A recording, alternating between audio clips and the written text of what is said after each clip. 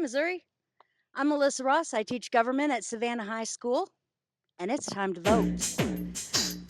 On August 6th, there are going to be 2 amendments on the Missouri ballot. Now, these amendments are only to the Missouri Constitution.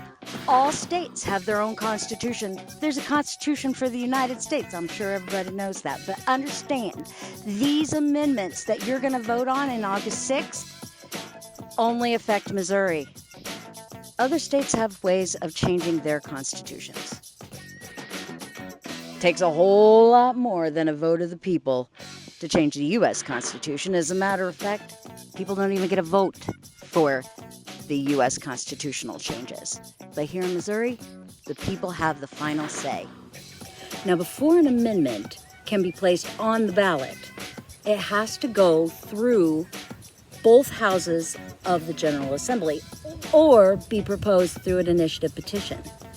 The 2 amendments that are on the ballot on August 6th, both went through the House of Representatives and the Senate in the state of Missouri. General Assembly is just a fancy way of saying the Missouri House of Representatives and the Missouri Senate, or Missouri Congress, or Missouri Legislature. The reason we call it the General Assembly is because the Missouri Constitution says that's what we're going to call it. The lawmaking body will be called the General Assembly. So we call it the General Assembly. There are 34 members of the Missouri Senate and 163 members of the Missouri House of Representatives. Have you ever tried to get that many people to agree on anything? It would have to take a lot of patience and persuasion to get the exact same wording on the exact same amendment to pass through both of those houses in the General Assembly. If the Senate passes it and the House rejects it, it dies. If the House accepts it or passes it and the Senate rejects it, it dies.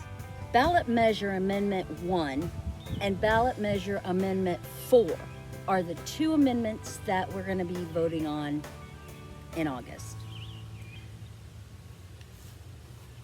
What happened to 2 and 3? They didn't get through both houses of Congress. Get it?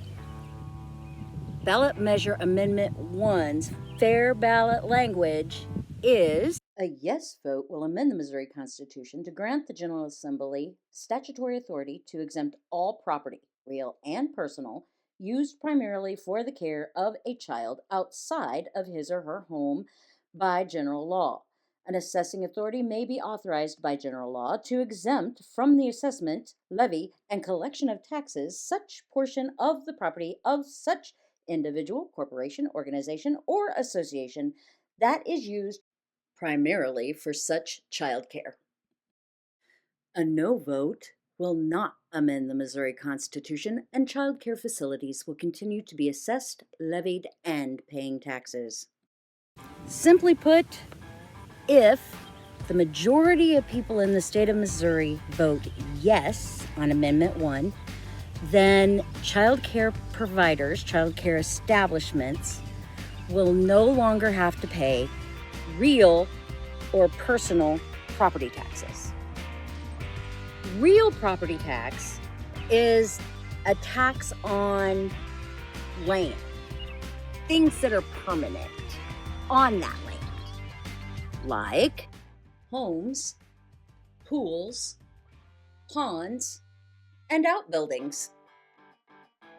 Personal property taxes are taxes on those things that can be moved in a short period of time, like campers, boats, and automobiles. Even if this amendment passes, child care providers will still have to pay income tax and sales tax.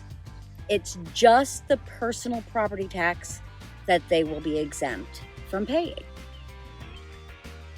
The national level does not have personal or real property tax. That's only a state level thing. So let's sum it up. Ballot measure amendment number 1. Yes equals childcare facilities do not have to pay property taxes anymore. No equals nothing. Nothing changes and childcare facilities don't get this tax break. The second ballot measure on August 6th that we will be voting for is ballot measure amendment 4. And it's a little bit more complicated.